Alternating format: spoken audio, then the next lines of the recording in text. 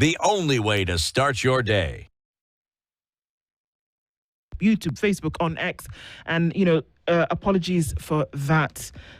Hopefully now we can be fine as we get into a conversation with Fanya Mambo, who is a lawyer and political strategist, has joined us this morning. Fanya Mambo, good morning. Very good morning to you.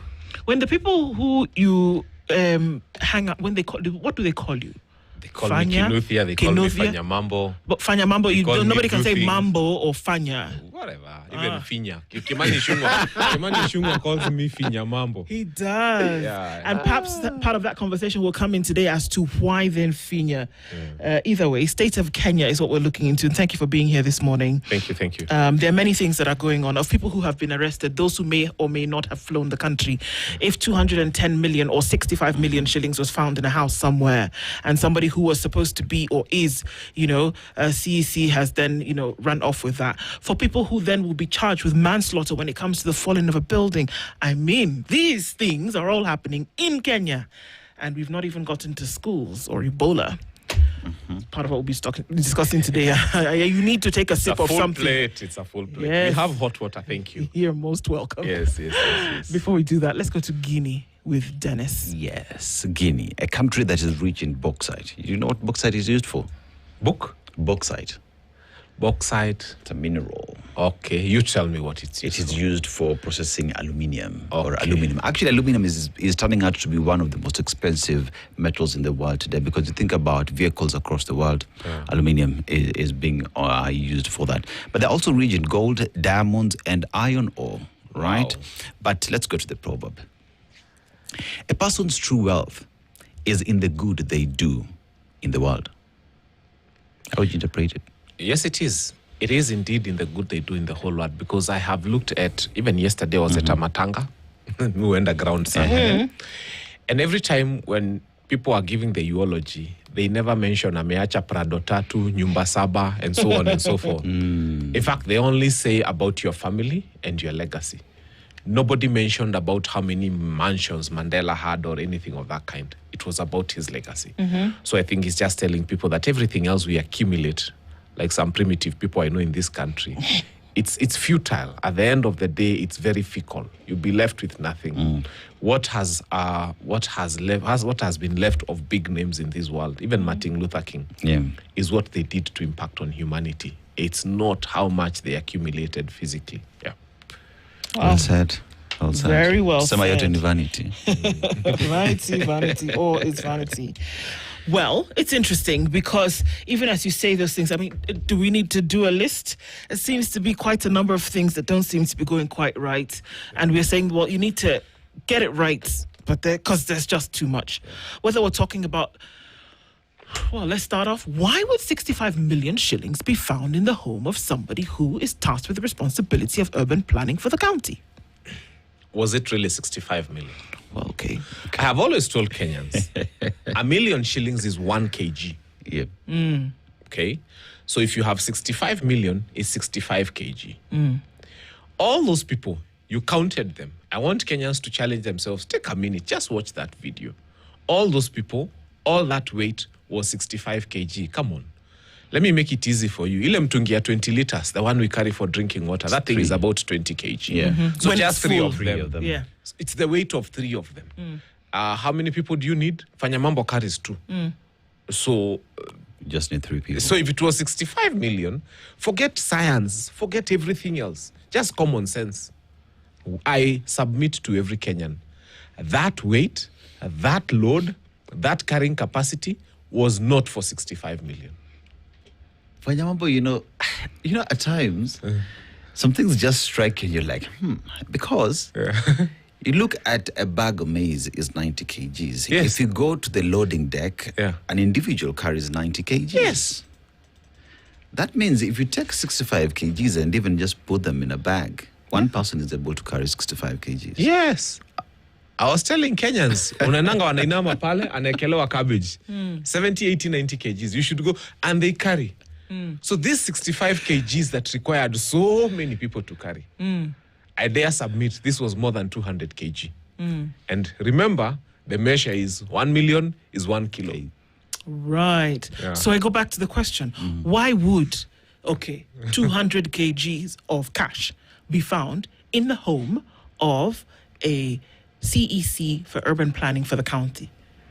From where I sit, I think that money belonged to someone else. Okay. It belonged to someone more senior than him in the county. Okay. And I think he was set up. And he took the bait. Remember, from sources inside City Hall, this person was about to be promoted into something. I think he was either vying to become a chief officer or a CEC. He was running for any one of the two. And let me put this off. He was running for one of the two. So there was that chance that he was going to be, and I think the powers that be at the county did not want him to be. So I see a case of someone who was set up. I'm not saying that he's innocent. The bulk of them drive cars that their salaries don't explain. But yes, it's just going to tell Kenyans one thing.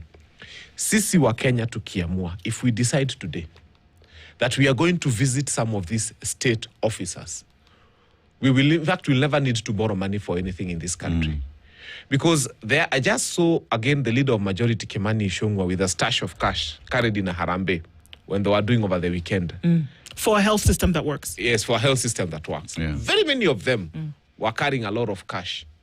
And I said, I think it's a high time to jiulize kama wa Kenya. Isn't this the time we decided to raid the houses of some of these people? Just to do an investigation of how much money is available. Because the problem now we have of not having liquidity is because people have hidden so much money in their mattresses. Some mattresses are more comfortable than others.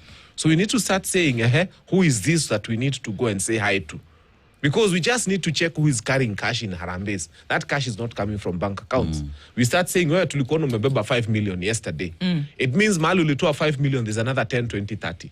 So we start visiting their houses and telling them this is our public resources. Because how do you carry money that is probably your 1 year salary? It is wrong. So we need to find a way to start asking very hard questions as Kenyans.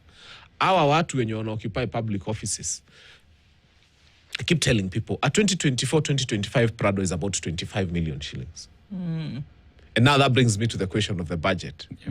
Why do we have a permanent secretary? Why do we have a director? Why do we have someone who is in procurement driving a 25 million car in this economy? What is their salary? So that's the starting point. We see one, we stop it on the road. Tell us, you. If you're a business person, it's okay, Peter. But you're a public servant in a 25 million economy in this and then it's a 25 million vehicle in this economy, we should be able to stop you on the road. And tell you the maths is not mathing. We need to get that radical now and start saying, no, wait a minute. Why is this going on? Why would a public servant 2-3 years ago, alikuwa anatembea na KNZD? 3 years, what magic has happened that you can afford a car worth 25 million and your salary is 200,000? Now that's the reason we are stopping you on the road, to explain to us that black magic that you are doing that is making you to be able to drive this car. Because, I mean, we've seen the situation where the CEC found himself Analo, right? 65 million shillings, 65 kg, now it's 200. There is that. But we will also not be lost to the fact that we've lived in a country where we've seen individuals, especially in the political class, who show up in Harambes with duffel bags full of money. Yes. And if we are serious in fighting corruption, it is good that we are seeing heads are rolling, Analo. But we equally need to go and raid each and every single person, because there's a time when President William Ruto stood and said, there will be no more Harambes in this country. The laws of the Republic stops you from transacting 1 million shillings through your bank account. Yeah. How is it then that we'll see people walking with millions of shillings in bags today and not raise questions? Because they are thieves. And the system has enabled them to steal. And that is our money, it is not their money. And because they are all in government. Have you seen people in opposition carrying that kind of money? I haven't seen an opposition. I haven't seen Kalonzo with that kind of money. I haven't seen Rigathi with that kind of money. I haven't seen anybody who is not in broad-based carrying that kind of money. All those people who are carrying that kind of money are in government. So government is a cabal of thieves. Those are the people who are stealing from us. All the people, even the guy who was found with whatever, whether it's 200 million or 265 or 250 or 65, that guy is also in government.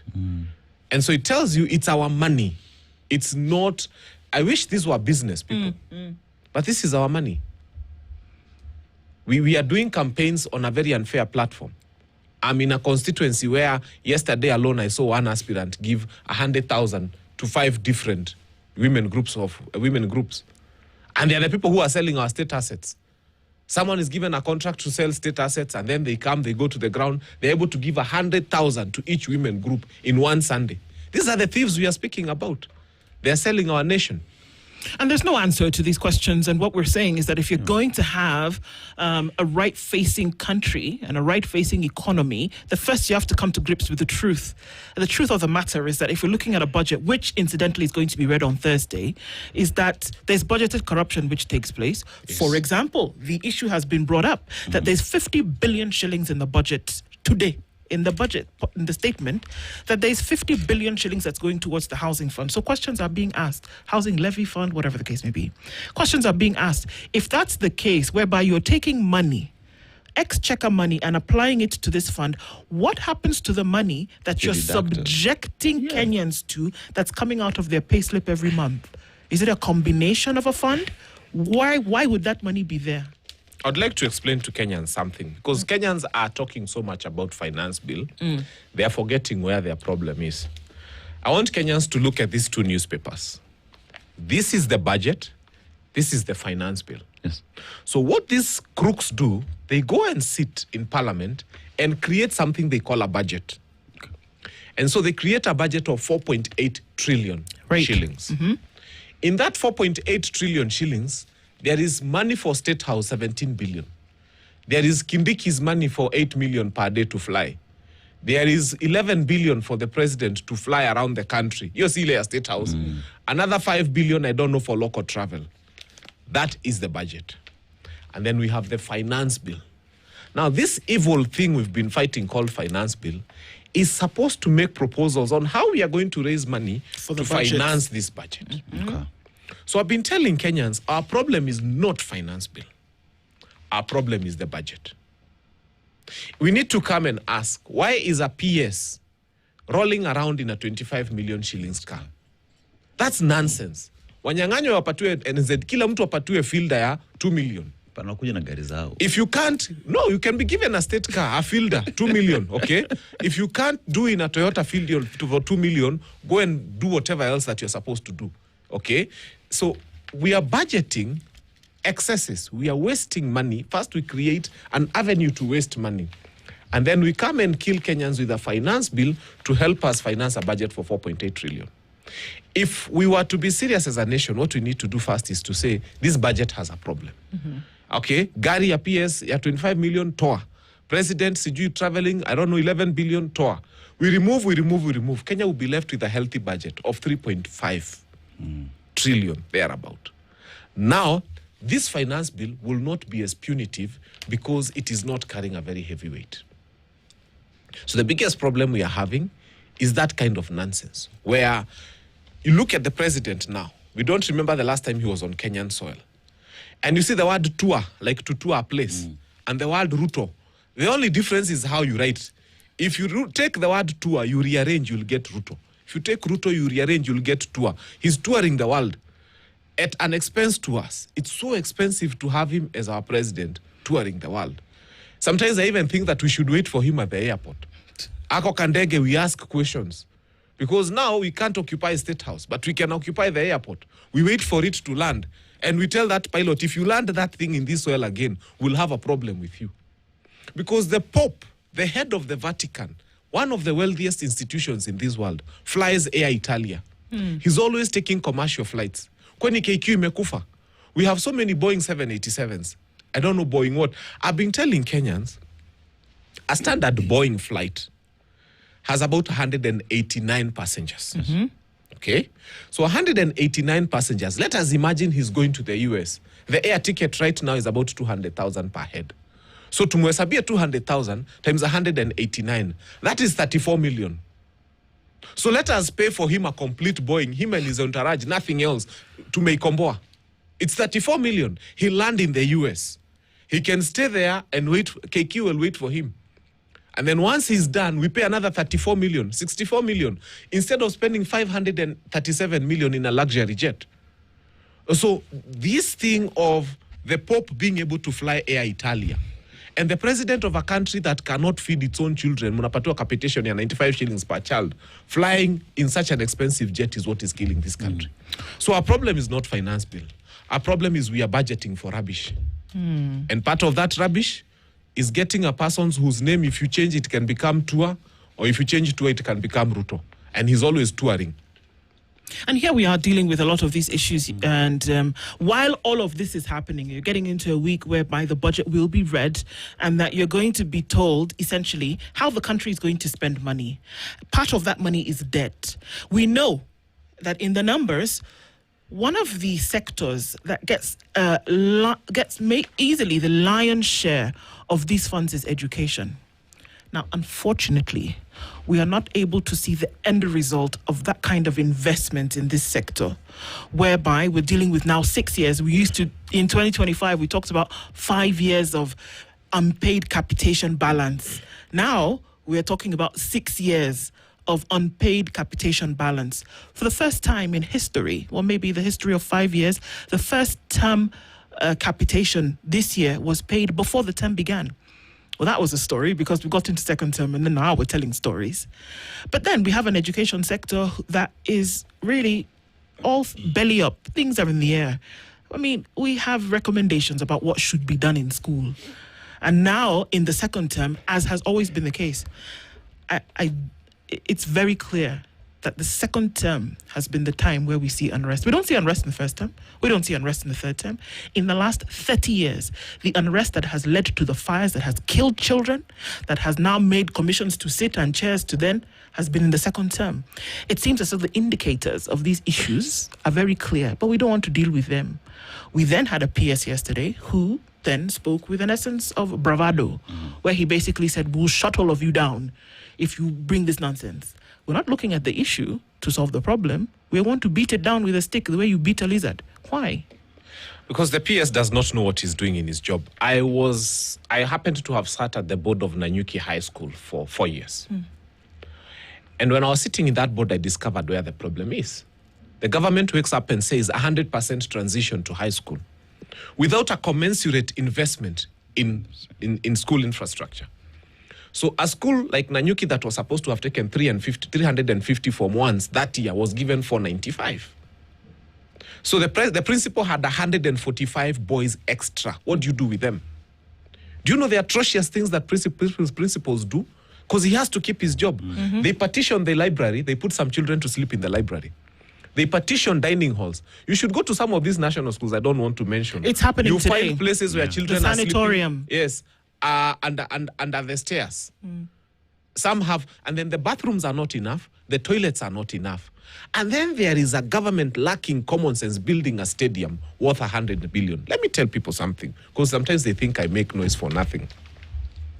The president was celebrating Madaraka. I don't know what kind of Madaraka that is, in a stadium that was alleged to have cost 4 billion. And by the way, I think taxpayers 4 billion is very special, because when you look at that stadium, unatafuta 4 billion unakosa. But think about it this way. To build one classroom in this country costs 1 million shillings. So when you have, a billion is 1,000 millions. I like explaining things to Kenyans in the easiest way. 1 billion is 1,000 millions. So when you have 1 billion, you have 1,000 classrooms. Yes. When you have 4 billion, you have 4,000 classrooms. If you take 4,000 classrooms and spread them across the 47 counties, congestion is over in our schools. In fact, that is classrooms plus dormitories. It is enough. So what we wasted in one stadium in Wajir, and people in Wajir will come and say, I'm fighting development. I'm not. Think about it this way. What's the maximum number of times a stadium can be used in a year? Probably 2 times a week. 2 times a week times 56 times 53 weeks is what? 100 opportunities of that stadium being occupied, if it is lucky to have 100 visits. Meanwhile, what you're saying is if you had built classrooms or dorms, they would have been occupied by children throughout the year. To the number of 85 per county. Yes. So 85, each county. Because if you took 4,000 classrooms or dorms and spread them around 47 counties, you essentially get 85 per county. Yeah. You would have 85. If you took that, and this is 4 billion shillings. It's not 400 billion. It's not 40 billion. It's 4 billion. And that we're saying with that 44 billion, with that 4 billion shillings, if you applied it and said, we are going to put up a structure where children can sleep spaced out properly, or we're going to add more classrooms so that people are not doing ridiculous things like sleeping in a sanatorium or under the stairs, you would have 85 new ones per county. Yes. And then I would have to ask the question, when is the last time you saw a school being built in the country? The last time. So that's the kind of madness that we are dealing with. And I strongly to suggest to Kenyans, really, if we are going to vote in 2027, and I believe we are going to vote, that Kim's kit for checking whether it is you who is voting, we adjust it a bit. It should have something for measuring common sense. So as you put your finger there, it measures whether your brain is up to standard to vote for us, a leader who has got common sense. So that if it measures and says you're a dimwit, we deny you an opportunity to vote because you're going to give us the wrong leaders. If today you were asked, because I mean, we all know what your aspirations are, Fanya Mambo, because the school thing is an issue now. There are children, families who are now being given 200,000 shillings compensation, whereas the gesture is from the, okay, it's a good gesture, but you will never be able to bring back life. And we are still in the throes of the problem. Yeah. What do you think needs to be done at the moment where we are having schools closing down every hour is what it looks like today? I think a lot of things need to be done. First, those children are going through a very difficult time. School is not a place they look forward to. The amount of capitation that is being given to school, if it is being given and it comes late, is not enough. What principals have resorted to doing, and I have seen it firsthand, they look for the cheapest supply of maize. I'm even afraid that God has just been faithful. Our children have not died of aflatoxin poisoning. Amen. Our principals are looking for the cheapest supply of maize, not because they hate our children, but because that's how they keep the children in school. Kama ni maharagwe, wewe ukisema unauza 120 per kg na wewe unauza 110, anachukua ya 110 hata kama imejaa mawe, because that's the only way to feed these children. It's gotten to a place, even the cabbage supplier, you look for the cheapest, not the best. You know, at home when you go to the market, you look for the best cabbage you Select, take home. yeah. School principals are having to choose the worst and the cheapest to be able to feed the children. And this is the case. Yes, it is the case. It is the case all over. And they are being sued all over. There are so many cases they have in court. They've not paid suppliers. Some their school buses are being auctioned because they've not paid suppliers. So first, let us reinvest in these schools in the right way. Let us make sure there's enough infrastructure for our children. Let us make sure they have enough toilets. Let us give them dignity, because what these people have actually lacked is dignity. There is no dignity for our children in our schools. Do you think they need to put a pin in it and ask children to come home for a minute and let's just first and then see what needs? Do you think that needs to happen? Not necessarily. I think what needs to happen, I have always said, is very simple. Let's have a law that says if you're a public servant, your children must go to public schools. They will put up toilets at night. They will paint those toilets. I'm telling you, the problem we have is our leaders prescribe something they don't consume. True. So they tell your children, go to school. But they take their children to schools where helicopters are landing. If you go to most of those schools where helicopters are landing, the bulk of them are children of people very senior within government spaces.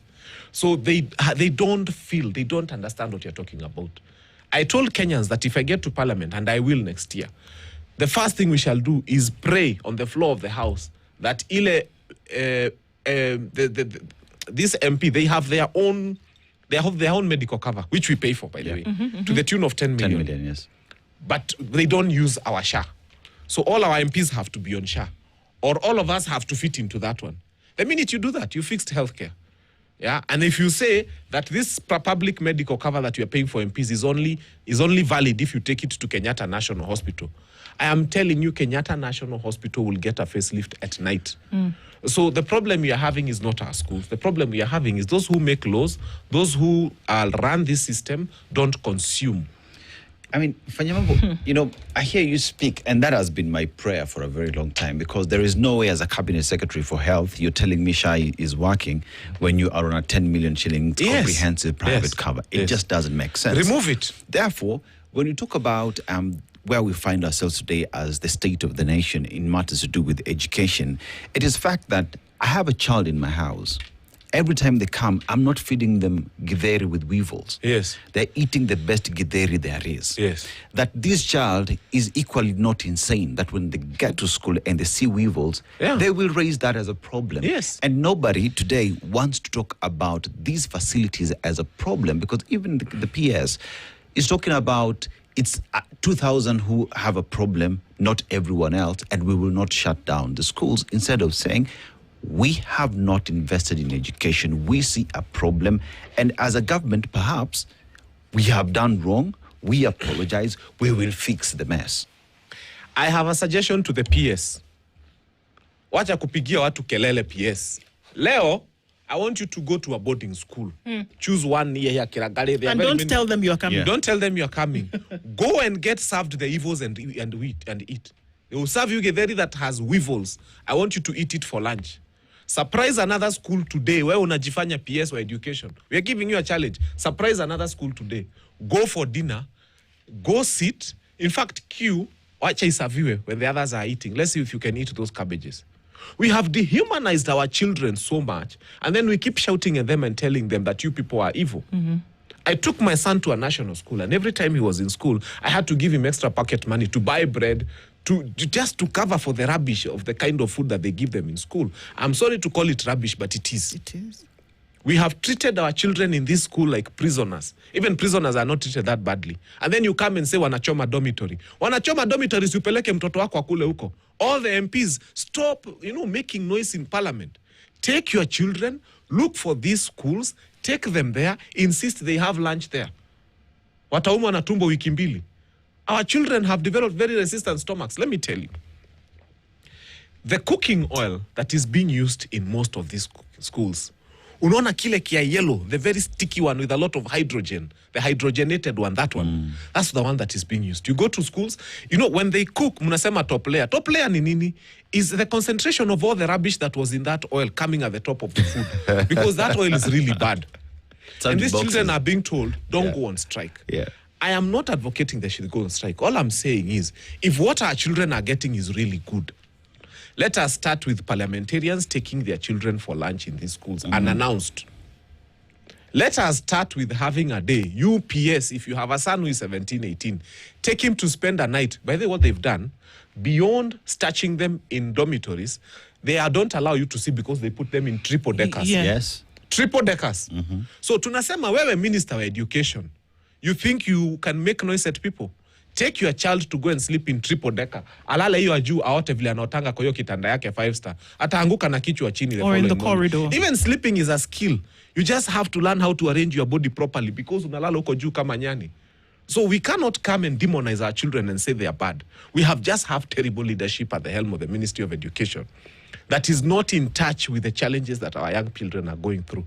And I have to sit here as their advocate and speak for them and say, our children are having problems. And their problems are genuine. They are not mad.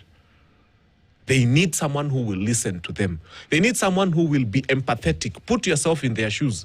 And somebody Their who toilets perhaps are will, pathetic. well, let's not even get there, because somebody who will then create a balance between, because we do know at the same time, and this is one thing that has been used as an excuse, the children that we're dealing with. Let's take high school boarders, leave alone the fact that, we're putting children in boarding school at the age of 9, which for me is a whole different conversation.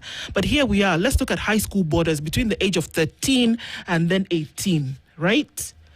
That these in these adolescent years, they're still forming, they're still socializing. This is the secondary level of socialization for these children.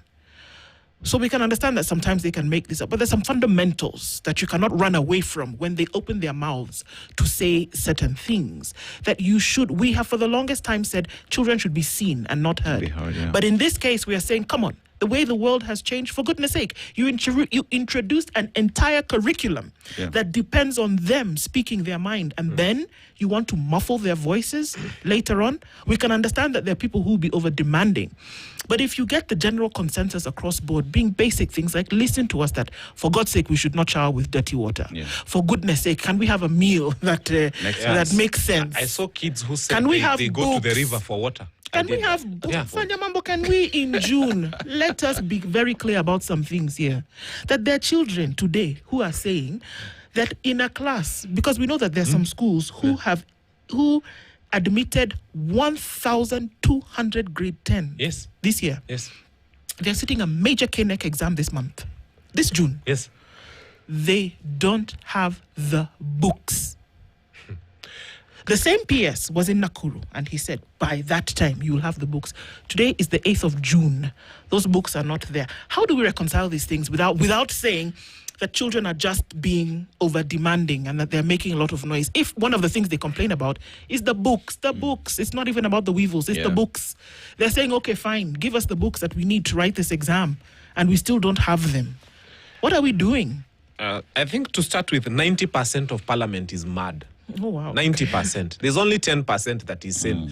Explain to me why it was announced that they allocated 95 shillings per child per term. 90 days is the term. You've been given 95 shillings. That's a shilling per day. And then the same people allocated State House 48 million shillings per day. That loss-making outfit, when we were selling loss-making parastatals, I think State House should have been the first. It's a loss-making outfit where we put in money and get no value out of it. So, for me, the fact that even the Ministry for Education never raised that concern, that we have a child who is being allocated 95 shillings to maintain books, buy books, cover books, pens, biros for 90 days.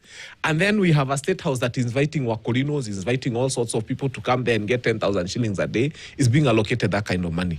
The problem we have, I think, and that's why I said I want to go to parliament, is because we shall not allow some of these things to pass on the floor of the House. They shall not simply be allowed to pass on the floor of the House. You can't begin to explain to me that you have a brain that exists in your head that allocates 95 shillings to a child to use for 90 days and 48 million shillings to State House to use in one day. And that even the 95 shillings we're talking about does not get there on time anyway.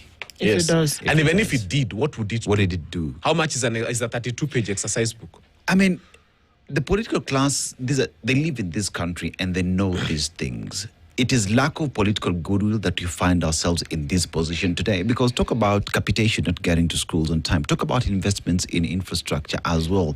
We are fighting with that. I have not seen any school that has come up in the recent years anywhere where I've lived, And this goes to speak about the leadership in the country that does not care about its people but themselves. I think we can speak about this administration and you will get mad, I have never seen an administration that has got such great depths for bad things. You think they've sunk low, then they sink lower, then they surprise you at how much lower they can sink. And before you can even imagine, they always come up with ideas which are bad, ideas that are terrible. And then you think they are painful, they go even deeper. So I have gotten to the place where I have said, I no longer speak to this administration. I speak to their supporters. I ask them, are you normal? Okay. Do you need psychiatric help? Is there something we can do to help you? Because when I look at some of those supporters, I tell them, I don't think William Ruto is the problem anymore. That one we all agreed as a nation. Now we are at a place where we are saying those people who follow him are the ones who have a problem. And those are the ones we are saying, if you're counseling psychologists, ukipatana na mtu wa tutam, unamsimamisha, talk to them nicely. Don't be bad to these people. They probably are not even aware that their brains are not working very well for them. Assist them, be nice, talk to them, give them counseling, give them help. These are people who even need prayers. Because the problem is not the leaders anymore. Okay. It's those people who follow them. I mean, it's interesting that you say that because then we're crossing over and it becomes more subjective, that we're dealing with things that actually go deeper. Yeah. And then just when you thought it was safe to get out of the water, there's aerial footage that has been taken of an area around Nanyuki whereby it seems as though the construction of this quarantine and isolation facility, it continues, despite the fact that there's a court order in place where the court has given conservatory orders that you shall not continue with the construction of this place, but still. This is where I hold the mic nicely. Saying, I think I have changed my mind about Ebola. I think as a nation, we are okay. We are comfortable. We are actually capable. Let's think about the capabilities of us as a nation. And I think I invite this Ebola now. I have stopped fighting it. Let's agree. You see, the leader of this battalion that is saying we need to have Ebola in the country is a botanist. He studied leaves and insects. He has decided to treat Ebola as one of the leaves or as one of the insects that he studied at the university. And because of that, I think then we have the capacity to handle Ebola. He's deputized by someone who spits fire at any problem that comes. Fire, see fire. So I think we can handle Ebola by just declaring fire upon it. We just be declaring fire at Ebola. Every time we see, just make a very high-pitched, Ebola, fire, see fire. We'll be able to deal with it. Now, Americans, just be comfortable when you come to this country. We want to assure you, you will not be hungry. We have a machine that makes 1 million chapatis every day in this country. For those who don't know, it only exists in this country. So we shall feed you. We have 1 million chapatis for you every day. And by the way, for you Americans, in Kenya, chapati goes with something called madondo. We have a lady who is called Wamavosho. She gives beans to everybody. All her problems are resolved with beans. She's from somewhere in Murang'a. So we want to assure Americans that we have enough beans for you. And by the way, beans are not bad when you have Ebola. Because zake haziivi, they cause bloating of the stomach. And when your stomach is bloated, it means that as you lose blood from all openings, there's one opening that is not going to lose blood. That is going to help us in Ebola. So we are equipped for Ebola. I dare submit to you, we have even thought about the entertainment. The world record holder for twerking, twerking. The world record holder for twerking is at the Senate. She's a senator in this country. So we are going to send her there to entertain those Americans. We have the capacity to handle this. She can go there and dance for them. She's holding it for the 3rd year in a row. She's going to entertain them there. Now, we've also got a young person. He went to this Bunge la Mwananchi University of East and Central Africa. And he studied there for 3 years, and now he has a PhD in facilities management. We sent him to try and manage one of our hospitals in Eastlands. He's doing so well. That hospital is flourishing since that young man went there. We will send him to Nanyuki to try and manage that facility for the Americans. So don't worry. We have a facilities manager, alisomea Bunge la Wananchi, akona PhD in facilities management. By the way, since he went to Mama Lucy, we've had women who did a CT scan. It showed they had one baby in the stomach. They are delivering 3 years ago. Now, finally, we also have an engineer in this country who can help us deal with corona. That engineer went to a school near South B or South C, and he left with a transcript that read a woman's name and he never noticed. And that engineer is called Mukarabati. Any problem you have with your aeroplanes, any problem you're going to have with your vehicles or anything, he's an engineer who does all sorts of engineering. He's going to karabati those things for you. So Kenya is equipped to handle Ebola. All I'm saying is bring it on. We can handle. Tunaye Oscar, Oscar. Tunaye Oscar, hamtamweza. And we have all that team. We can sing for them. They will help them to deal with this coronavirus. So Kenyans, be confident, be happy. We can feed them with 1 million chapatis. We can give them the maharagwe haivi. We have someone to entertain them. She's at Senate. She holds the world record for twerking for 3 years in a row. Guinea-Wase retain, and so on and so forth. So let corona come. It's Ebola. We'll deal with it. We'll deal with it. There's no need of fighting. What I'm trying to say in many words is, this is happening during the subsistence of a court order. Yes, it is. All they're trying to tell you is, to them, court orders are papers, which they have no respect for. And they don't care to respect those papers. So whatever we do, we are doomed. We are doomed. They will do it. Fanya Mambo. Yeah. You are a lawyer. Yes. Court orders are not suggestions. To them, they are. The country today that is investing or setting up that facility, when a judge speaks in the United States of America, everybody listens to it, including the president of that country. Why is it that when a court speaks in Kenya, the nation that respects court order at home does not listen to judges in Kenya? Is it because the leadership of the country has allowed that? Is it because the United States has seen how we have disrespected our court orders that they see no reason of respecting them? I told Kenyans, whom did you vote for, by the way? You guys, whom did you vote for? Why are you aware of what you were voting for? Because this is what you brought upon yourselves. I keep saying I voted for Azimio because I saw this malady. This was a disaster coming. It was a catastrophe. It was the highest form of evil that would have ever been meted upon this nation. And if you think you've seen bad, you haven't seen bad. So I'm just telling Kenyans, unfortunately, kuna mahali inafikanga hata sisi hatuna nguvu. Nguvu inaisha. Because this Kenya Kwanza administration is doing so many bad things on all fronts. By the time you're dealing with this one, they are doing this one. In fact, it gets to a place first you take a break to observe. If you read yesterday's Business Daily, there's an article there now. The country has decided they've sold everything. They've sold parastatals. They've sold... The only thing remaining they haven't sold is your data available on eCitizen. And they go on the papers and say now they want to sell your data. Wameuza kila kitu. Wamekopa kila mahali. Go to yesterday's, and I'm talking of Sunday, Business Daily. There's a whole article there on how government is going to sell the data, your data on eCitizen. Hiyo tu ndio kitu imebaki. Then the last thing they're going to sell is what? They'll come for your slippers. That's when we shall wake up and realize we don't have a country here. So that's where we are. If you're thinking court orders is a big problem, they have conjured another evil scheme to sell your data to NGOs and companies that need data. Of course, they'll tell you, Arida, oh, you're not going to sell your personal information. Who told you? Who told you? If they can wake up and sell Kenya Pipeline, a very strategic national asset, and they don't feel a pinch about it, who told you they won't end up selling your personal data? That's the only rider they are putting there. To what end? Because for a sale to happen... Okay. For a sale to happen, there is an exchange, right? And there's money that comes in. Where does it go? You should then be able to see where all of these things go. Education, perhaps the odd road here and there. The infrastructure fund, we're already being told that, it's going to set up mega infrastructure in the country. We're told that this is where all of these things are going, Fanya Mambo. But we have seen, it's in people's houses. That was just a tip of the iceberg. That's a very small guy, in the grand scheme of things. So you can imagine what the other guys have. These are guys who have containers of money. That was just a small player in the game of those who have money. We have better players in the game. And you can imagine there are people with containers of money in this country. This thing of saying that we are not able to pay debt, no. I keep saying, and this is where I completely disagree with those people who say we are not going to pay debt.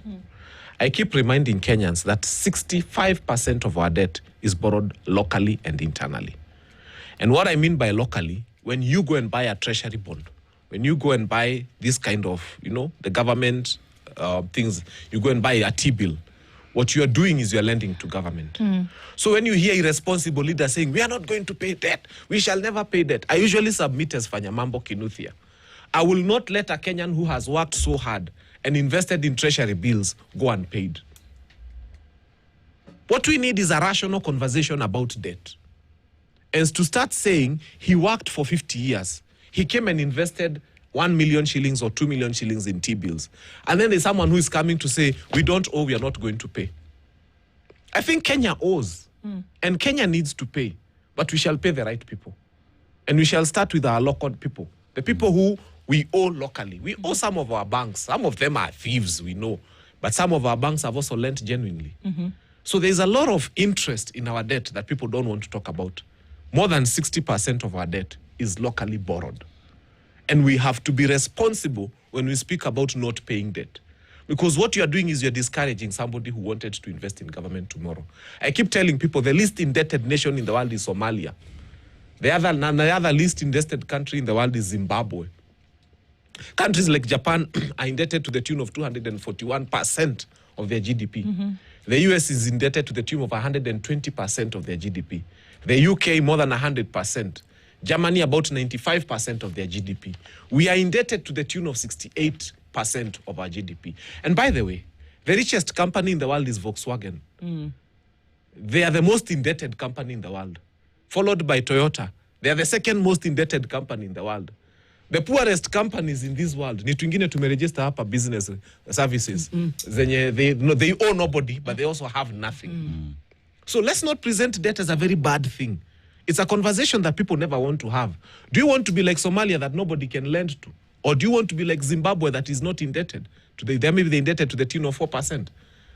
I would rather be like Japan that is indebted to the tune of 241% of their GDP. But then there is a requisite... But what they do... No, theirs is 241%. Those guys who are telling you debt is bad, like the US, are indebted to the tune of 121% of their GDP. But you can see what they do with it. Is this That's the reason? exactly what I'm saying. Okay. That we shall have a responsible conversation about debt. This populist conversation that people want to throw us and say we are not going to pay, we won't pay, debt is bad. Who told you debt is bad? Debt is good if it goes to the right use. Debt is good if it is handled by people who mean well. Debt is not an entirely bad thing, but also let us not kill the investor confidence in this country. If we come and tell Kenyans we are not going to pay debt, they will never buy treasury bills. They'll never buy treasury bonds. They'll never invest in government. I am a person who is looking at becoming a member of parliament in an opposition that is going to form government. And we don't want to have a government that can't have funds to run, or a government that even Kenyans don't have confidence in. So we have to build that confidence and tell you, for the genuine debt that we owe, we will pay. For the debt that it was acquired illegally, did not hit this country, was not used for this country, we will not pay. Fanya Mambo, these are conversations that each and every single Kenyan must have. Whether you're talking about wastage that we see both in national and county governments, whether we talk about the education crisis that we find ourselves in today, we talk about the health situation, Ebola, and also just our overall healthcare system in the country. These are conversations that each and every single Kenyan must be invested in. Do you reckon that Kenyans are having these conversations? Because we will have this conversation in the studio, but qua ground, are Kenyans speaking? The country that is losing 30,000 Kenyans to malaria every year, the country that is losing 10,000 Kenyans to pneumonia every year, the country that is losing 25,000 Kenyans to cancer every year, the country that is losing these thousands of people to things like dysentery, diarrhea, amoeba, is the country that has invited Ebola upon itself. 30,000 of you, kakitu kanaitwa mosquito, you can't manage. It's killing 30,000 of you. Now you brought yourselves Ebola. Pneumonia too. Hii pneumonia tu inaletwa sijui na nini. It's a bacteria, but we tend to believe it's cold. We can't manage that. And we are here inviting Ebola upon ourselves. I think the conversations in health are supposed to be in that direction. That if you go to any level 4 hospital today, and you don't find a ward where people are sharing a bed, just come for 10,000 shillings. It's that simple. And that's the nation that is saying we're equipped to handle Ebola. Because they have somebody who will shout fire, see fire at Ebola, and another one who thinks that they are an engineer in everything.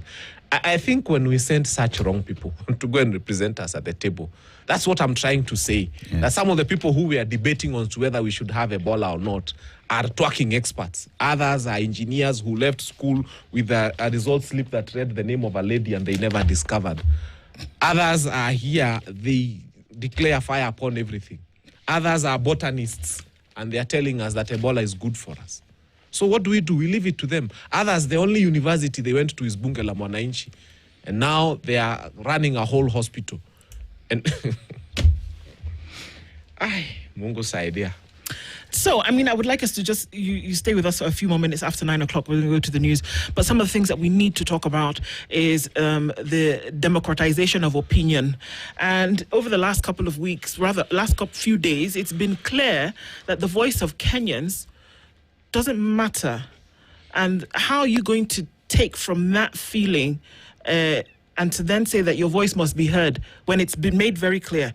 2 instances that have been spoken of in the last few days where the president said he allowed a certain thing to happen in a democratized state.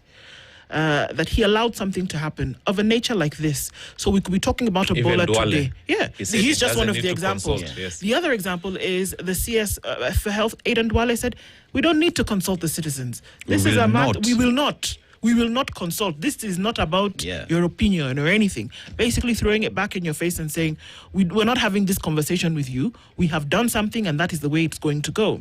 So when we talk about spaces where you talk about Kenyans need to actually be involved in these conversations and the powers that be, and I put those air quotes up because if the power is in the people and the people are sovereign and the people have basically been told we don't need your opinion on these matters that could essentially affect you, then you want to ask the question, where are you going? And everybody's been shouting and touting about that in the next year you need to vote, you need to speak, you need to have your voice. Well, surprise, surprise. The folks in the driver's seat are telling you, well, your voice can be yours at the dinner table and not necessarily out in the open. We'll come back and we'll talk about this a little bit because then the question is today, if you're going to have an opinion about some of the things that are happening in the country and you're being told that your voice doesn't matter, where exactly do you sit? We'll take a break now. We're going to go to the news and come back and discuss some of these issues. And like I said, it's the state of the nation and there are many, many, many things that seem to be boiling at the same time. We'll go through them with a fine-tooth comb right after this. Good morning. It's 9 a.m.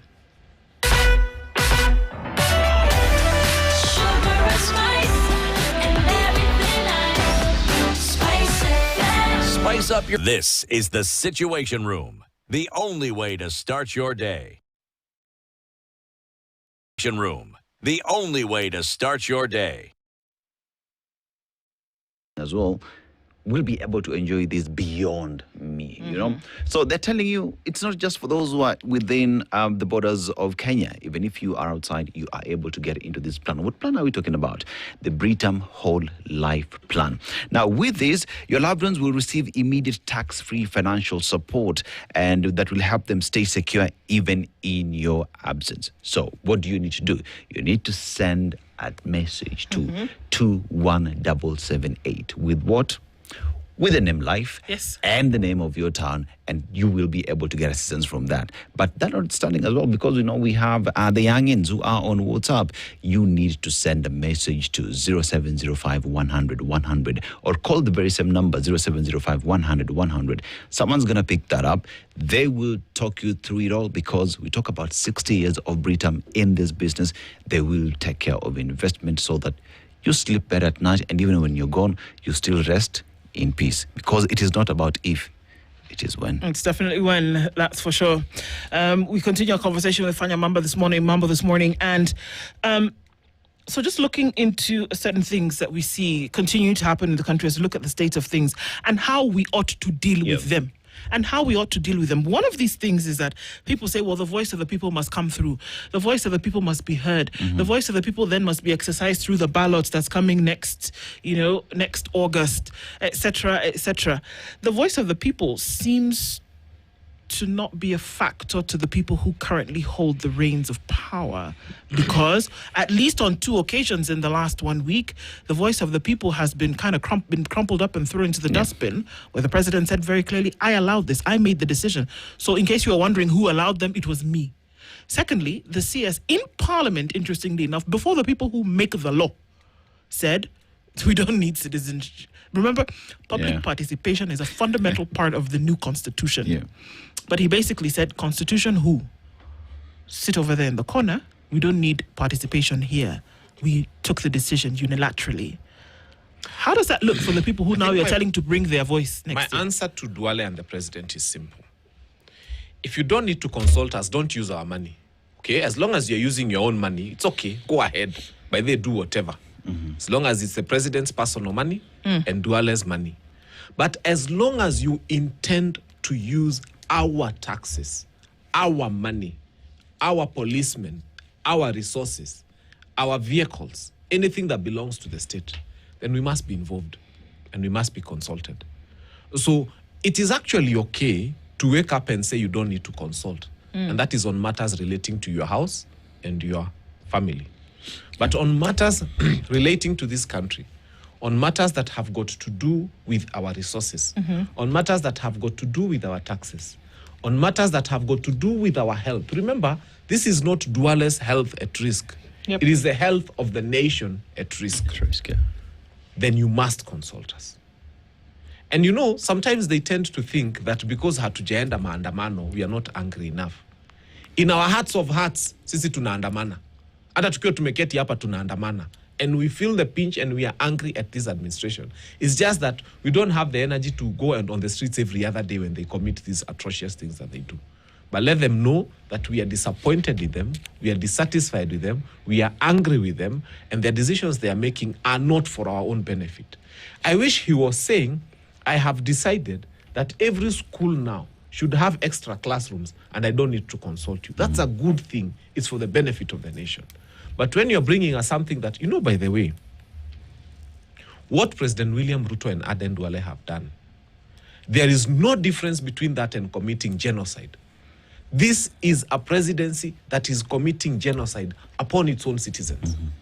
When you see how fast Ebola spreads and how disastrous that thing is, and how many human beings it can potentially take out within a very short time, then you realize that there's no difference between what they are doing and a man who comes with a machine gun and just kills the citizens. Because this is a person taking the fastest, most painful, most ugly, most dehumanizing way of killing citizens and bringing it upon the nation. Even as ugly as wondering that, where you guys are making noise. Even as ugly as that looks, I must still ask the question. I've asked this and I'm still unable to reconcile to an answer. Why the insistence? It's not about caring for another nation's sake. It's not about that. Because then I would have to ask, what about the Kenyans who are in the DRC who may be affected? Who's taking care of them? It's not about that, because then I also want to know how many other facilities, where are they? Yeah. Apart from the one in Laikipia, where are they? They've not been able to tell us until today where they are. So what else? There's something beneath that we still don't seem to be able to get. What is that thing for this insistence to be so heavy? We are already insisting that Kenya is losing 30,000 Kenyans to malaria every year, and 10,000 Kenyans to pneumonia every year, and 25,000 Kenyans to cancer every year. I think this is where our focus would have been on. That, 60 years after independence, we are still losing people to malaria. Then we have now a pandemic that we don't need being brought upon us. And it's being heavily pushed down our throats. And we have to accept whether we like it or not. Nanyuki Air Base does not belong to the president. Mm-hmm. It's a state resource. It belongs to all of us collectively. And therefore, it should be run with the benefit of Kenyans in mind. Remember, this is where we see our jets are put. In case of an invasion in the country, that's where they are supposed to respond from. So should we compromise that and then every other person there has got Ebola? Would our pilots deal with Ebola, or would they be dealing with an external threat to our existence?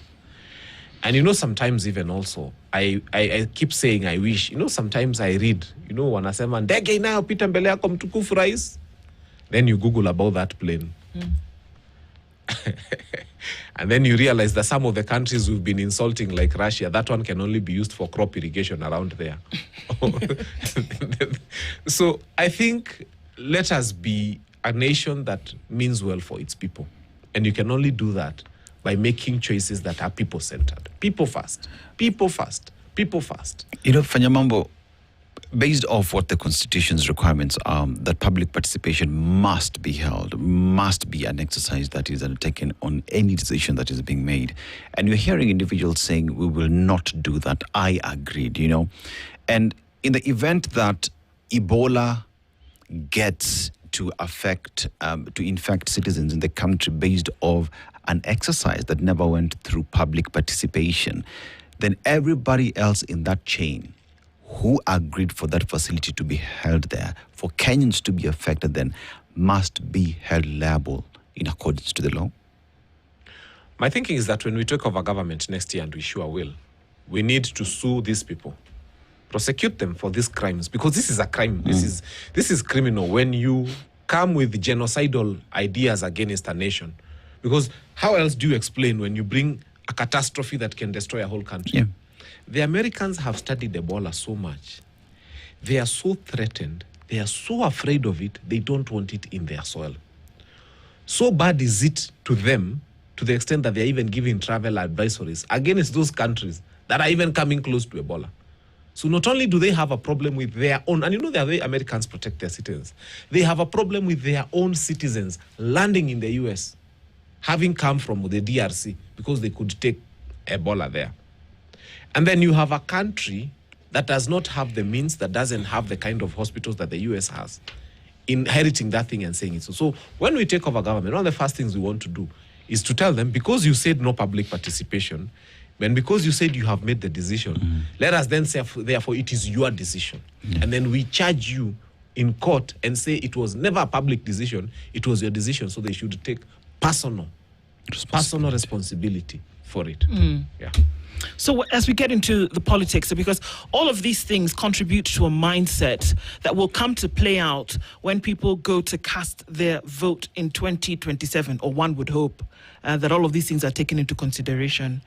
One of the issues that has come out for a lot of people clearly is that there is lack of knowledge about the things that should actually be happening in country when it comes to state officers and possibly elected officials. The Speaker of the National Assembly was very busy this past weekend talking about garnering support for 2032 for himself. Unless I heard him wrongly. Yes. garnering support for himself in 2032. Last I checked, he is not in a position whereby he can be politicking for anything because he's got a job to do. Does this paint a picture of where Kenya is at the moment, when certain things just seem to go? Court orders, be damned, constitution, put that in a corner, or business as usual? You see, we stopped taking Wetangula seriously. All of us, even his own people in parliament don't take him seriously. How so? Why? Because he's not in touch with what Kenyans are saying. Kenyans are saying that the reign of this administration comes to an end in 2027 at the ballot. Yeah. He's saying that he's campaigning for presidency in 2032. Because according to his lostness, he thinks William Ruto is going to be president again in 2027. He's so lost in that gap. That's why he's now campaigning for 2032. Because to him, it's a foregone conclusion. He thinks that William Ruto will win again in 2027. So, and we are telling him he's lost it. Because in 2027, for all we know and all we are concerned as Kenyans, is we are taking William Ruto home through the ballot. And we have always prayed that we have that chance to, wache wanasema watakarabati, we fill those ballots with our votes that are an anti-Ruto vote. Just telling him, look here, we wanted to show you that you were elected democratically and we have removed you democratically. So that he can hand over power peacefully. And that's going to be the hallmark of his legacy. We are not going to remember anything else. The only thing we pray is that he hands over power peacefully. Yeah. So beyond the what you call disillusionment, should this actually be happening? We don't because somebody welcomed him when he was out having this conversation with I don't know how many numbers of sectors of people. Somebody welcomed him, but in that position, he shouldn't actually be there, or those things don't matter anymore. The people he was addressing are part of the 10,000, are part of the 30,000 who are dying of malaria every year. The people he was addressing are part of the ones whose children are in congested classrooms. The people he was addressing are part of the ones who've been given 95 shillings as capitation for school. The people who he was addressing are part of the ones who you've seen more than 180,000 children are not in school. Yes. Those ones were part of it. The people who was addressing are part of those, luckily they're in the rural areas, who are eating one meal a day like an animal. So those people had other bigger problems than Wetangula becoming president in 2032. If he had taken time to ask them, what is your problem? They would have told him that nowadays we are not able to feed our families well. They would have told them SHA is not working. They would have told him very many things that are close to their hearts. But Mudavadi is talking about 2032. To people who are not even sure they'll be alive in 2032 because they have medical bills and they have their own people in hospital and they have hospitals that don't even have drugs to start with. And he's talking of 2032.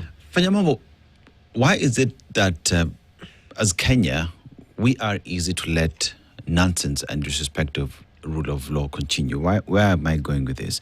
You find the law clearly stipulates that as a state officer, you are not supposed to campaign. You are a political. It's the reason why you find the experts who got to office had to resign from their political positions for them to get there. But you find these are the very same individuals who we find in political rallies donning political party colors, speaking on behalf of political parties. Yet we are in a country where we say it is a progressive constitution, we have the ODPP, we have the EACC, but they never seem to act on these issues. Why are we letting a lot of nonsense pass? You see, you cannot separate this government from that kind of nonsense because this is what people voted for, unfortunately. They voted for an administration that had no agenda other than to make the lives of Kenyans difficult, to loot money, and to amass wealth. And that's what they are doing. So they are even surprised that you are asking them questions. They're wondering, we thought it's our time to eat, because primarily that's what they went there for. And therefore, you are making noise at them when they are eating. You are disturbing them when they are looting from you. These people have got no interest whatsoever in helping this nation in any way, shape or form. But what does this speak to institutions that we pay for to do that job? EACC on ethics. We talk about ODPP on the respect of law. They are quiet in all this. Does it mean that they are as well mouthpieces for the bad manners? I don't think that they have a choice. I think if you went to EACC today, the problems they have received in these 5 years of this Ruto administration, they have never received in 20 years. Do you know everything that could go wrong is going wrong? At the same time, I mean, people call me every day because they see me going to TV. People send me messages every day about things that are going wrong. But I'll be you guys, I only have one life and I only have one mouth and I can only be in one place at one time. And I can only carry 2 or 3 messages in a day. I don't get anything less than 15 suggestions of things that are terrible that are happening that I should talk about on a daily basis. So this administration took a list of all the good things they need to do. They tore it down. Then they took a list of all the terrible things they need to do. And then they asked, can these things get even worse? And that's what they are working on. That's what they're implementing every day. And that's where we have the challenge. So in as much as we want to address EACC, the police, everything, how do you address all these things? The capacity is limited. Yeah, the people who are bringing bad stuff are too many. And the people who are supposed to resolve the bad stuff are too few. Yeah. Is it enough to then say that then people who believe that they can come in and change the situation should then put themselves up for election? Is that enough, or is that one way to then be able to solve some of these issues? I've been telling Kenyans there are 289 constituencies remaining. Dagoretti South nilichukua hiyo msikuja kunisumbua huko. So these 289 constituencies are waiting for us. And I think it's incumbent upon us to start saying who are the right people we are going to put in this 289. I keep saying there's a 5 to 10% of parliament that should come back. You know, people who have shown that they have the moral credibility to run the nation, and people who mean well, and people who are fighting for us. You Kenyans know them and you can see them. But then the rest of the lot needs to be swept out. And parliament is where the action is. I am telling Kenyans, hata ukipoteza hizi zingine, let us not get parliament wrong, and let us not get the county assemblies wrong. We can't afford to make a mistake at parliament and at county assemblies. If we get those institutions right, this nation will go in the right direction. But Kenyans are asking the question, even in 2022, they trusted. They trusted that using the charters that they sat together with the UDA government, they trusted that those charters would be implemented. Trust is not a strategy. They were sold ideas and a promise that they believed in. And right now, everybody else who's coming in is as well selling a promise that they would do better. How then should Kenyans measure who to trust and who not to trust? I've always told Kenyans, don't judge me on the mistakes of your ex. Because you'll come and say, oh, my ex was a terrible man, oh, my ex. So now you don't want to love me, you don't want to trust me because your ex was bad to you. Why are you punishing me for the mistakes of your ex? You know, assess me as me. Nimekuja nimejitetea kama Fanya Mambo. I've said nice things to you. I have taken you for dinner. I am serious about engaging you. I want to marry you. I want to have a relationship with you. I want us to have children. And then you keep telling me that your ex was bad. Your ex also lied. I was not your ex. I am me. Now take me for me. And that's what I'm telling even the people of Dagoretti South. You know your ex, even your current boyfriend is mistreating you, saying bad things, you know, they are not in touch with reality and so on and so forth. But please, I am not your current boyfriend. Mimi nakukatia fresh. You know, Mr. Right has come. So don't punish Mr. Right because Mr. Wrong was there. Just be nice to me because I'm being nice to you. Let's give me a chance to come and try. We start a new relationship. Na tukikaka usiku unanikumbusha, even my ex used to do this. No, I mean, be nice to me. Let's have an opportunity to start afresh. You know, you can be happy. Hata kama ufikisha 40 years, we know. Kenya is now 60-something. You can still be loved. Kuna maisha iko hapo mbele imetungojea. Many people would say that maybe the president also was in the same situation. He never had an opportunity to be president before and says, okay, well, the same thing that you're putting him, saying that don't treat me like that, is the same way that folks are saying, well, you know, give him a chance. I am happy that people have stopped asking whether I stand a chance. I don't know whether you realize now, nowadays everywhere I go on stations, they're not asking me that you don't, they're asking me. Now because we have decided we are going to trust you, give us an assurance that you will do the right thing. And that's why I'm here to tell Kenyans, I think we need to make a covenant. And I need to tell you one thing. From where I am sitting as Fanya Mambo Kinuthia, do you know that we don't even need a brand new agenda for this country? If we say resist, that the agenda is to resist the temptation to import 500,000 metric tons of rice. That alone saves 100,000 jobs in Moya. Resist the temptation to import sugar. That alone saves 400,000 jobs in the Western Belt. Resist the temptation to sell our oil from Turkana and just mine it here. That again creates so many jobs. There was people who had come here, they wanted to make Turkana a casino city. These are things you may not know. Wali sumbuliwa, my friend. They gave up on that idea. There were people who came here, they wanted to have an ammonia generating plant to do fertilizer. Those guys are in Angola. No, they are in Zambia, sorry. They're in Zambia now. There are people who came here, they wanted to come with a Formula 1 truck. They are doing it in Rwanda. Not this one for Not this one, Machakos? Macha, yeah. In Ingine. There are people who came here, yeah, and they wanted to set up cement. You know Dangote history. Yep. That thing is in Rwanda. If we just resist the temptation to make life difficult for people without even doing something new, watu watakuwa naona haya kampuni ya simiti imekuja, I don't know, there's a Formula 1 track. There are so many people. There are people who came here and I have met and they were so mad, who wanted to come up with a garbage recycling plant to, a garbage plant for the generation of electricity. They were asked for tons of money. It ended up not happening. But they would have been selling our garbage today, selling and earning from garbage. But guess what? People were too greedy. They did not allow them to flourish. So just by resisting the temptation to make the lives of Kenyans difficult, imagine you can run this nation. Yep. Anything you see happening in Rwanda started here. I was in the UK the other day. I was taken to a go down. I was shown over 2,000 wheelchairs, walking aids and crutches. I took that videos on my TikTok.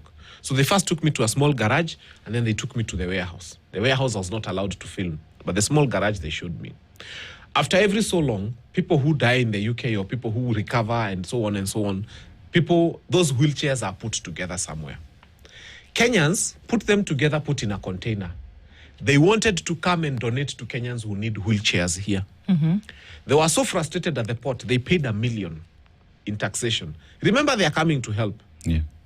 By the time those things were getting to the needy, it had become so expensive for them. So what are Kenyans doing in the UK? They are collecting that stuff, they are filling it in containers, they are sending it to Rwanda. Through our port. Yes, the Rwandese are receiving them, they are doing an itemized list, and then they are going and putting them. The ministry that is in charge of all those people who have disabilities and everything, I think it's a department under the Ministry of Social Services, in Rwanda. They are giving those wheelchairs to all the needy. Here, an old man is walking with 2 mikwajos. I got walking aids in the UK that I wanted to bring here. Those people were crying tears. They were telling me, Fanya Mambo, we can't get these things to your country.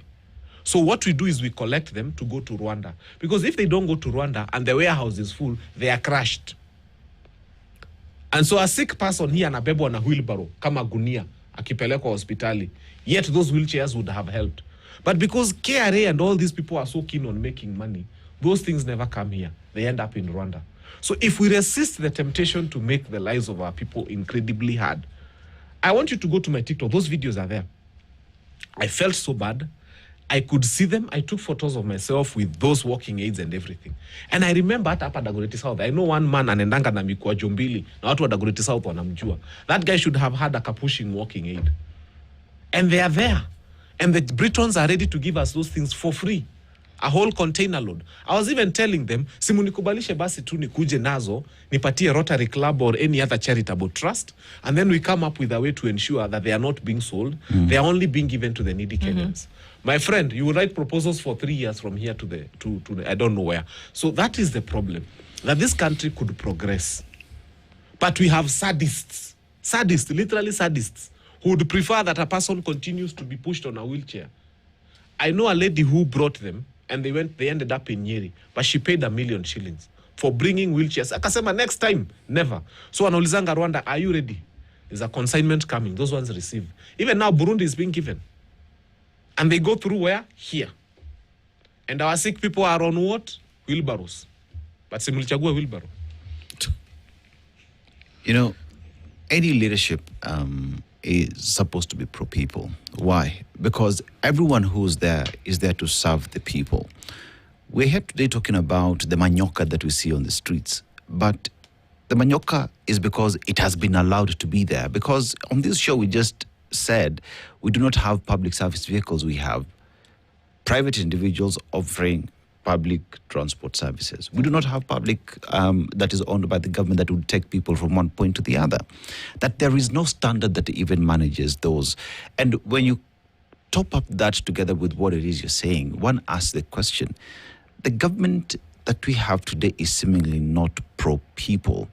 Therefore, how do we fix that, Fanya Mambo? Because I hear you speak and you're talking about how to serve Mwananchi, how to make Mwananchi be front and center. That when it comes to taxation, we are not taxing you to a pulp that you have nothing to take care of yourself. That when it comes to offering public service, I am not on private facility, but forcing you to be on a public system that I do not trust myself. How do we fix that, Fanya Mambo? Is our political system so bad that it would take the hand of God slapping people literally for it work? Let me give you a simple example.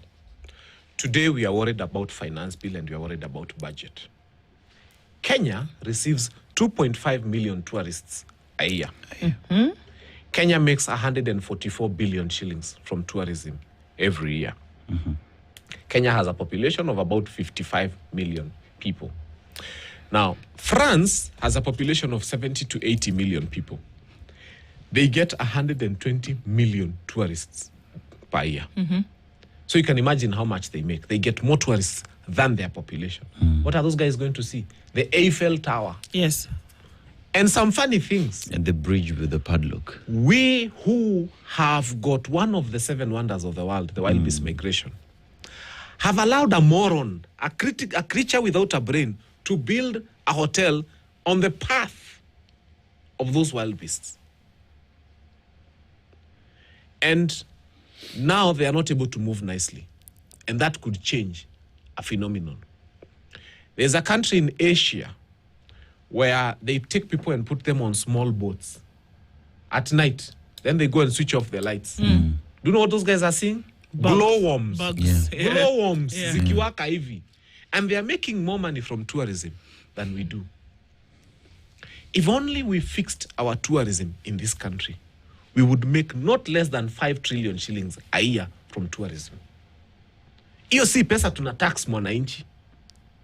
We are just saying, how can we start earning? A flight from Wilson to Masai Mara is more expensive than a flight from from Nairobi to Dubai. So if we fix our tourism, if we just sit and just put common sense in our tourism and start asking, where in a third world country, why are we making a tourist pay 30,000 per night in a hotel? Many of them will not come here because when I went to the UK, I lived in a hotel and I would pay the equivalent of 10,000 shillings a night. Mm. So if I can pay 10,000 shillings a night in a 5-star hotel in the UK, why would I come to Africa and pay 30,000 a night? We must fix our tourism. There are so many things we can do to make sure that Kenya earns at least, hiyo ni kuearn, hakuna kutax. Yeah. We were selling tea to Sudan. They were giving us 5 billion. Mm-hmm. In our wisdom or lack thereof, and I believe it is lack thereof, we decided to host rebels at KICC. You know, you are hugging rebels, you are hosting them, you are being nice to them. We lost tea business worth 5 billion shillings. And that agreement has never come back into force. And you know what? Now, those are farmers who've lost livelihoods and opportunities to earn. So it's just the carelessness. Yeah. I don't think we should be taxing Kenyans. That is what I'm trying to answer. I think if we fix tourism, we should be asking ourselves, if tea gave us 10 shillings last year as a country, how can we make 15 or 20 shillings from tea this year? If coffee gave us 11 bob, how can Eves give us 23 bob? You know? And we start asking ourselves, 60 years after independence, why are we importing toothpick? Why are we importing underwear? Mwiko ya ugali, enda utafute ile kwa supermarket, it's made in China. Mwiko. It's not even their staple food, but they're making a mwiko for us. So if we are making this finance bill, I was hoping to see a proposal on the floor of the House that all imported mwiko, duty merezua to 1,000%. Because when I was in Standard 7, I made a mwiko for art and craft. Mm-hmm. Okay. Then the next thing is duty on toothpicks has been raised to 2,000%, so that Kenyans make their toothpicks or rot in their teeth. So those are the things I was hoping to see in the finance bill. How do we start taxing heavily, very punitively, those things that Kenyans can make? And then our industry will begin to grow. Because it takes one idiot to import a 40-foot container of toothpicks. But it would take very many Kenyans to make the number of toothpicks that would fill 40-foot container. So I cheerfully submit to us that what we need right now is a shift in the way we are thinking and start asking, can we do government as business? If Paris is getting 120 million tourists a year to come and see a tower, when you think of how much we have, kuna watu wanaenda kuona, you know, when we were small, global, wacha niwaambie na Kikuyu, togunyo, tunawakanga hivi, yes, right, you know, light, alafu kanazima kwa giza. There are people who are paying money to go on a boat and watch those. God has blessed us immensely as a nation. The only thing is we haven't done is we have not chosen those people who have good brains and taken them to parliament and in decision-making positions. We have this very serious addiction for dimwits. There are solutions that have been given even in this conversation this morning. And the call is for a lot of people that, Fanya Mambo, you continue to speak out about some of these things that we discussed this morning. There's a lot of work to be done. And there's a lot of work to be done in the minds of people, also in the enactment of some of these things. But thank you for being here. Actually, I have a plea. Yes. Yeah. And I'm making to everybody out there who can help me. I never usually ask for help from Kenyans. But those 2,000 wheelchairs and everything else in the UK is still available. They told me they'll hold it for a month from when I left. I left the UK on the 25th. They are holding it in trust for me for a month. If there's anybody who can help me to become the consignee on this side, or, you know, we have a way around this rubbish system, and then we find a way to make sure that we go around every poor family to give them. I'm ready to sacrifice my time and energy to go back to the UK, to jazz a container, to Ilete. And then we go to the very needy. You know, some children on a wheelbarrow, some people who are, you know, those walking aids are very many. And we need them to bring them here. I don't know how we shall, but let's reach out to one another. Let us find a way. Mimi nita sacrifice nirudi huko tena. Kama tunaweza leta hiyo container and it becomes the only thing I have done for Kenya this year, me I'll be a very happy man. Nijue there is a person sitting on a wheelchair because we made it happen. There's someone pushing and walking aid because we made it happen. It's quite a tricky environment within which we can work, but I'm ready to work with every right-thinking person to see to it that that consignment gets here. Na wale wanauza hizo vitu mimi sijakuja kucompete na nyinyi. I'm not interested. I thank God I'm on my 2 feet. I don't want to ride one. And I pray I never live to ride on one. All I'm saying is there's someone who needs this stuff. True. And Indeed. he needs to come here. Yeah.